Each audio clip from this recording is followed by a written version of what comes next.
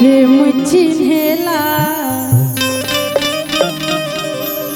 अरे नया आदमी कौन जात है। कैसे कहा जाता कि प्रेम ना चिन्हे कि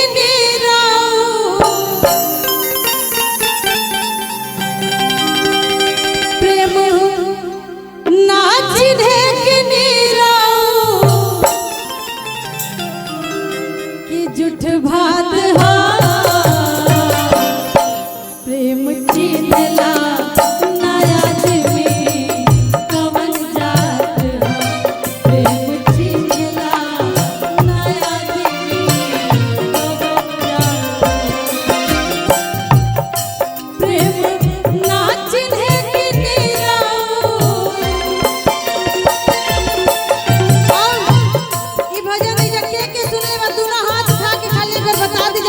कि सुन ले बात प्रेम ना चिन्हे कि झूठ भात हा प्रेम चिन्हला नया आदमी कवन जात हा प्रेम चिन्हला नया आदमी कवन जात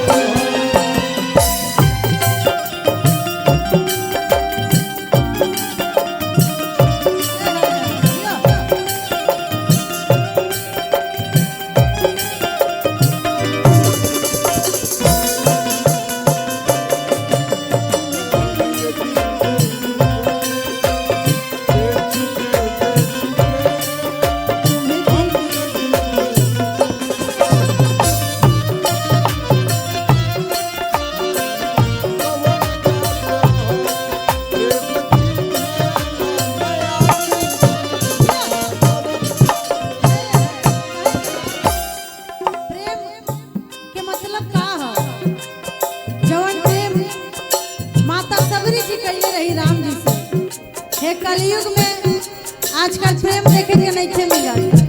प्रेम के नाम पर ढोंग होता, चाहे वो कोई रिश्ता में देख ली। देखिए भैया, पहले के जमाना में लोग कहत रहे कि पूत का पूत हो सकत अरे, लेकिन कोई माता कभी तो माता नहीं हो सकत। लेकिन है कलयुग में यो घटना हमने के देखे के मिल गई बा कई जगह। कलयुग का दिखाई पता ना, तो प्रेम के ये मतलब दिखाया जाता जौन माता सबरी जी राम जी से कैले रहे। निस्वार्थ, कोई भेद ना, कोनो लोभ ना, कोनो राम जी से ना उनका कोनो चीज के लोभ रहे ना स्वार्थ रहे। तो वह माता सबरी जी जौन प्रेम कैले रही राम जी से, भक्त हुए कहा था, वह प्रेम के उदाहरण दे के समझावता सब कोई से। कैसे प्रेम प्रभु जी से सबरी के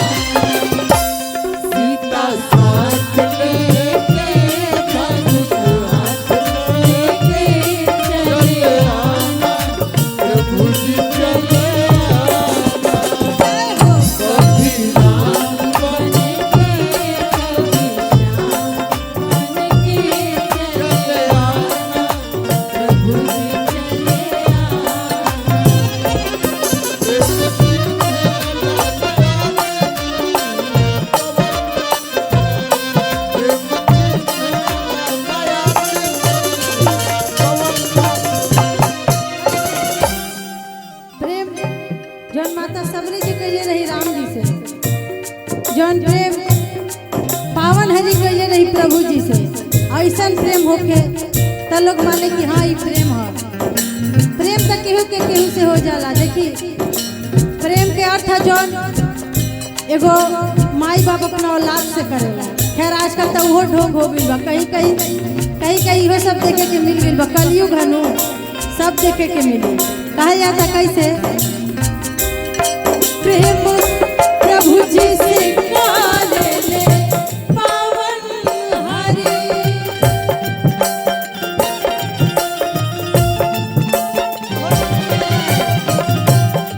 प्रेम प्रभु जी से काले ले पावन हरि।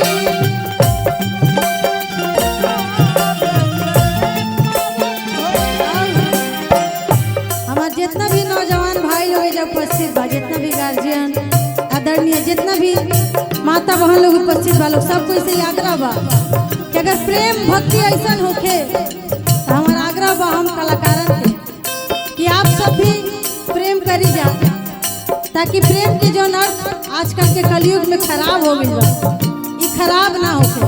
प्रेम तो ये है बात कहली करी ना प्यार रहो।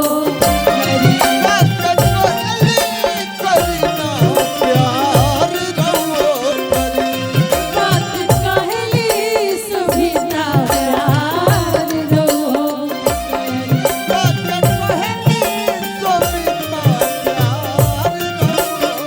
कहे कि प्रेम दुनिया प्रेम दुनिया प्रेम दुनिया में अमृत के बरसात है।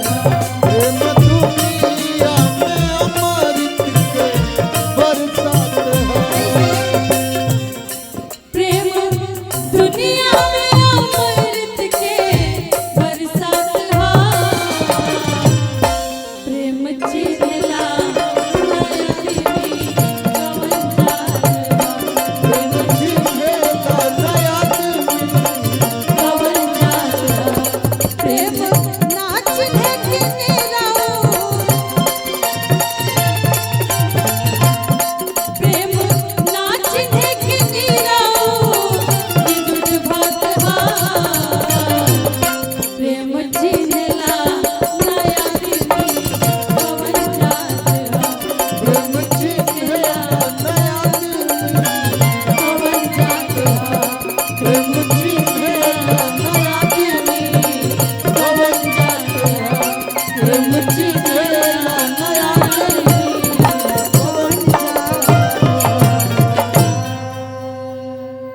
और हम चाहब कि एगो ताली बजा के रहो सब आशीर्वाद दे दीजिए, अच्छा लागल होके तब।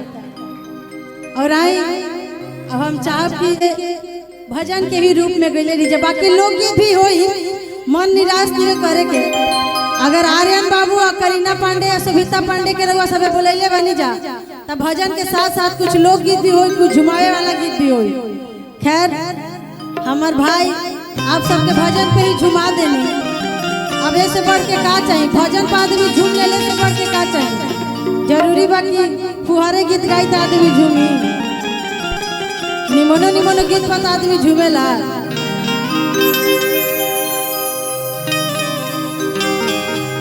एगो गीत जौन प्रेम के दर्शावेला।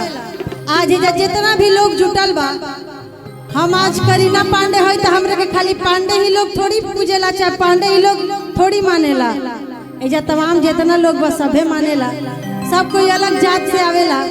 देखी गीत के भाव ये बा कि जब केहू से प्रेम और केहू से लगाव होके, प्रेम लगाव के मतलब ये ना कि एगो लड़का के एगो लड़की से होके, दोस्ती यारी भी होखेला, मित्रता भी होखेला, भाई बंधु भी होखेला। आज एजा तमाम जितना भी लोग आइल बा, सब आर्यन बाबू के, करीना पांडे, सुभिता पांडे के सुनही नु आइल बा, प्रेमे व्यवहार से नु आइल बा। ना तो प्रेम व्यवहार ना रही तो भाई सबे अपना अपना काम में व्यस्त बा।